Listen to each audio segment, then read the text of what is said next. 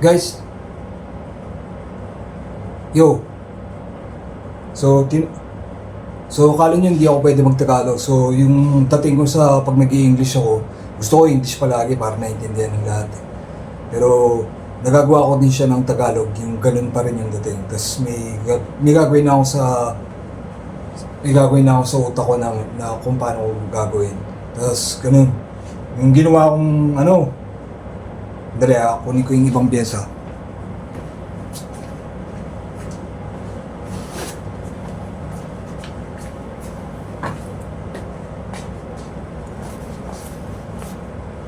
So, yung nagawa ko, ito.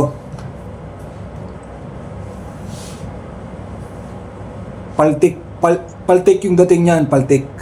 Yan yung paltik. Tapos realistic na rin siya.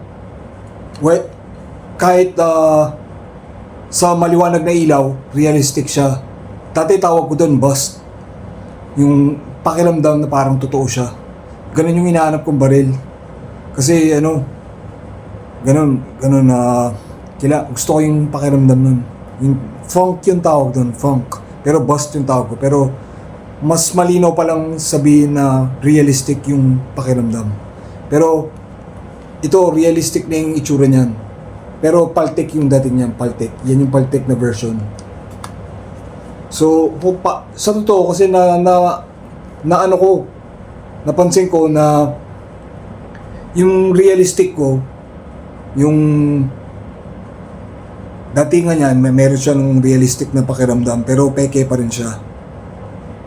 Pero nagawa ko siyang parang Glock na rin talaga yung itsura, yung realistic. Kasi alam ko kung paano i-drawing yun, tumitingin-tingin ako ng baril. Kung paano yung drawing, tsaka kung paano yung itsura. Pero hindi siya itim. Hindi siya itim. Pilinturaan ko lang to. Tapos ganun. Nagawa ko siyang realistic na parehas ng Glock. Dahil dinikit ko yung mga ganyan, mga sticker na ganyan. Tapos pinilitan ko yung tatak ng Proton.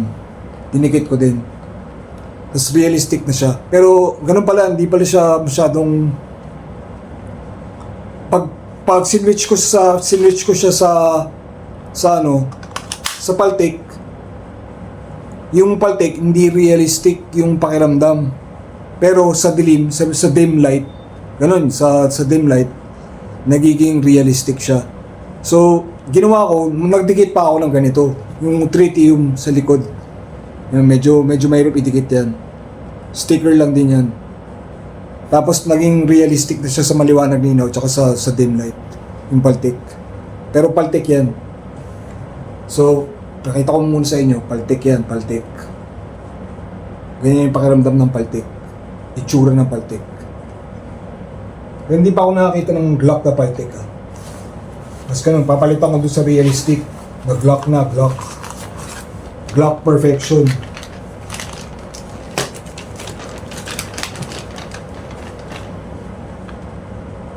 So ito, papalitan ko lang naman yung magazine.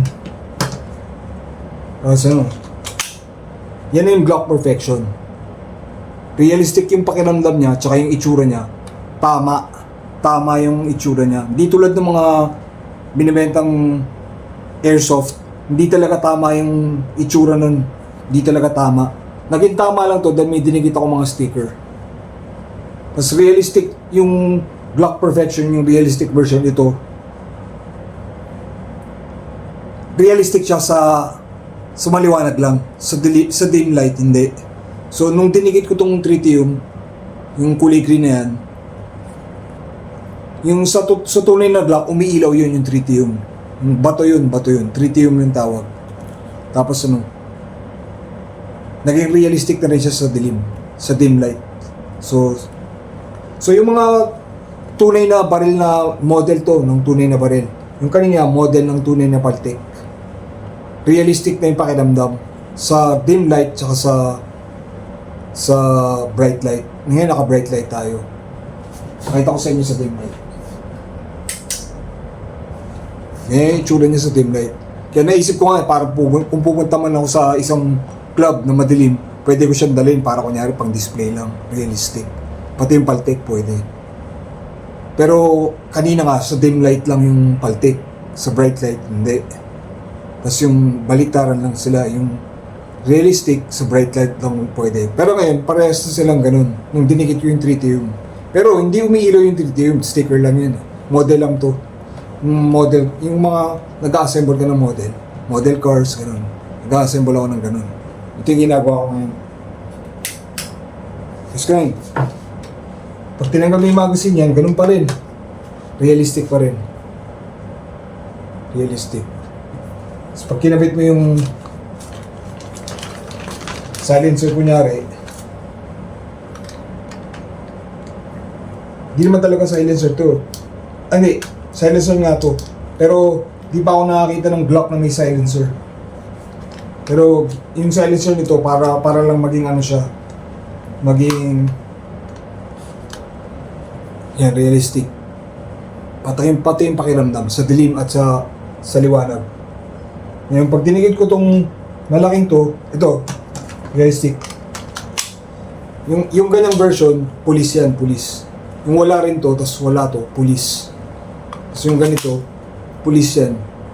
Ganun lang yung ginagawa kong parang tulad ng pagsusuot ko ng mga police kunyari, yan yung badge ko. Police.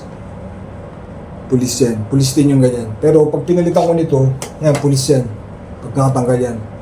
Pag pinalitan ko ng isang magazine na malaki, yan na yung ano, Nest Zapper. Hindi na siya realistic. Mukha na siyang laruan lang yung ginagamit ko sa Nintendo Entertainment System nung araw na binabaril mo sa computer. Ganun. Laruan na yung itsura niya. Hindi na realistic yung pakiramdam.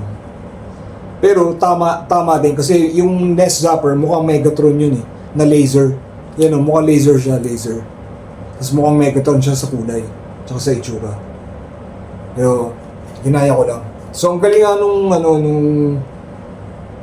Nest Zapper, nagawa niyang maging iba-iba, nagtatransform siya ng iba-iba. Ngayon na, paltik na yan, paltik. Realistic yung pakiramdam niya dahil doon sa tritium. Dahil yung pag nilapag mo sa sa mesa, kaya nasa dilim ka, nilapag mo sa mesa, nakikita na totoo nga yung nakikita. So, ganun. Ganun din to sa Glock. Yung realistic talaga, yung Glock. Pati yung itsura ng shape ng Glock, tsaka yung pakiramdam niya, yung datingan talaga ng Glock. Glock na talaga siya. Hindi siya parang airsoft. Glock talaga siya. Pero, pinalitan ko yung tatak ng Proton. So, hindi Glock yung nakasulat. So, okay naman yung nagawa ko. Nasabi ko lang sa inyo. Tapos, so, bago mag-end yung... Ngayon, ang sarap mag-trip. Nagpapatugtog lang ako sa labas. Nagko-coffee ako. Tapos, nakapatong lang doon sa patungan ko doon. Tapos, kahit madilim, hindi na ako parang ganun. May baril lang. So, ganun. So, nagpapatugtog ako, ito ngayon pinapatugtog ko ng mga disco club nung araw. Alexa, play.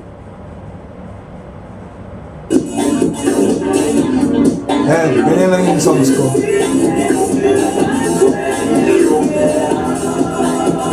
Mga luma, mga De La Soul, mga pop-up ear jam, mga iba-iba. Sinisave ko yung mga album para okay na okay. So, ganun. Pag may inuman, siguro pwede kong dalhin. Mas lalo ko siyang gusto ng Mas lalo ko siyang gusto ng ingatan. Pero pag cosplay talaga ito ng Captain N. Galing nung Captain N. Nagawa niyang maging Glock talaga. Kompleto na, meron ng tritium stones.